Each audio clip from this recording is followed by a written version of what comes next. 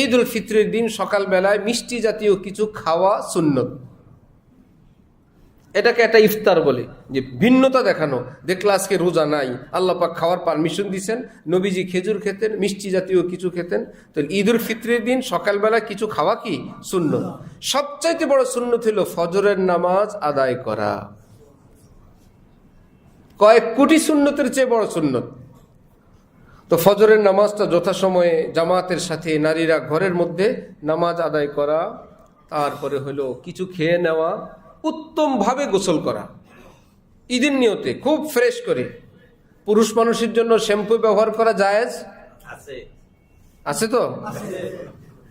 শ্যাম্পুর অপর নাম লিকুইড সাবান, গোলা সাবান, গোলা সাবান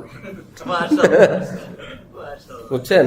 আতর সারা জীবন ছিল শক্ত, এখন আবার কি নরম, লিকুইড। এখন শক্ত আতর বাইরেছে না মধ্যখানে সাবানের মতন।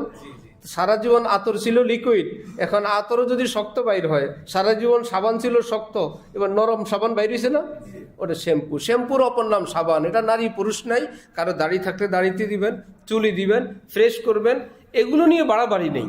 হাকিমুল উম্মত থানবী বলেন, মুসলমানকে হারাম থেকে মুক্ত করা দরকার, আরাম থেকে মুক্ত করার দরকার নাই।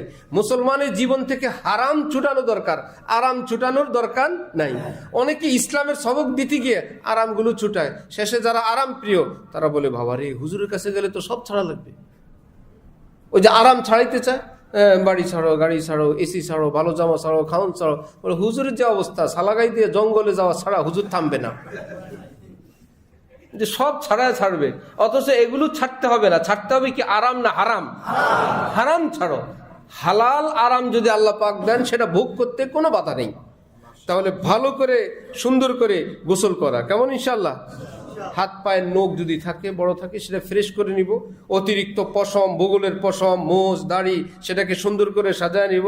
দাড়ি সুন্দর করতে গিয়ে আবার ওই কি নাম, সেলুনওয়ালার হাওলা করে দিন না, সে সুন্দর করবে না। এক মুষ্টি রাখা ওয়াজিব। দাড়ি রাখা সুন্নত, এটা হলো নবীর তরিকা, সেই হিসাবে সুন্নত। আসলে দাড়ি রাখা কি ওয়াজিব। চারো মাযহাবে এক মুষ্টি রাখতে হবে, 3 দিক থেকে, ডান বাম সামনের দিক থেকে। উত্তম পোশাক পরা সুন্নত, নিজের সাধ্য সামর্থ্য অনুযায়ী উত্তম পোশাক পরা কি সুন্নত। খুশবু লাগানো সুন্নত। নিজের পরিবার পরিজন আত্মীয় স্বজনের সঙ্গে আনন্দ ভাগাভাগি করা সুন্নত। পরস্পর ঈদ শুভেচ্ছা বিনিময় করা। তাকাব্বালাল্লাহু মিন্না ওয়া মিনকুম, তাকাব্বালাল্লাহু মিন্না ওয়া মিনকুম। আল্লাহ আমাদের ঈদ, আপনাদের ঈদ কবুল ফরমান। আমাদের রোজা, আমাদের আনন্দ আল্লাহ পাক কবুল ফরমান। ঠিক আছে ইনশাআল্লাহ। এক পথে আসা, ভিন্ন পথে যাওয়া, ইসলামের প্রত্যেকটা বিধান খুবই প্রাণবন্ত, জীবন্ত। এক পথে আসলাম, কিছু মানুষের সঙ্গে দেখা হইলো, নতুন পথে গেলে নতুন কারোর সঙ্গে দেখা হবে, যে গলি দিয়ে কখনো হাঁটা হয় না।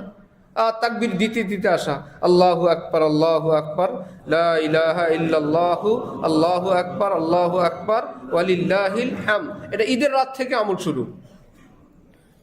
ঈদে যাওয়ার আগে সদকায়ে ফিতির আদায় করা। সদকায়ে ফিতির এবার কত? 110-এর আগে যে ছোট্ট করে লেখা থাকে সর্বনিম্ন, এটা দেখছেন আপনারা না দেখেন নাই? অথচ সবাই কি বলে, ফেতরা কত? 110। কেন ফেতরা কত বলবো কি? সর্বনিম্ন 110। 110 না, সর্বনিম্ন 110। এবার আপনি কি সর্বনিম্নের লোক? আদায় করেন 110। আল্লাহর কাছে কিয়ামতে গিয়ে বলবেন, আল্লাহ আমার চাইতে গরিব আর কেউ ছিল না। সব জায়গায় ধনী, সব জায়গায় বড় লোক। সর্বনিম্ন মাছ, সর্বনিম্ন তরকারি, সর্বনিম্ন ইটা, সর্বনিম্ন সিমেন্ট, সর্বনিম্ন রড কেউ খোঁজে? হ্যাঁ, ফেতরার সময় সর্বনিম্ন। বা আমি হলাম একদম সবচেয়ে নিচের লোক। ভাই, এই টাকাটা তো একটা গরিব পাবে। আপনি যদি বলেন আমি মিডিয়ামটা দেই, অন্য কোনো কিছুর খেজুর টেজুরি হিসাব করে, খেজুরের দামও তো কত রকম আছে, আমি 1000 করে দেই, আলহামদুলিল্লাহ আমার ঘরে 5 জন, গরিব 5000 টাকা পাইলো, কত খুশি হবে। এখন ফেতরা যারা চাইতে আসে, ফেতরার আশায় 10 টাকা দেয়, ভাই বহু লোককে ফেতরা দিতে হবে।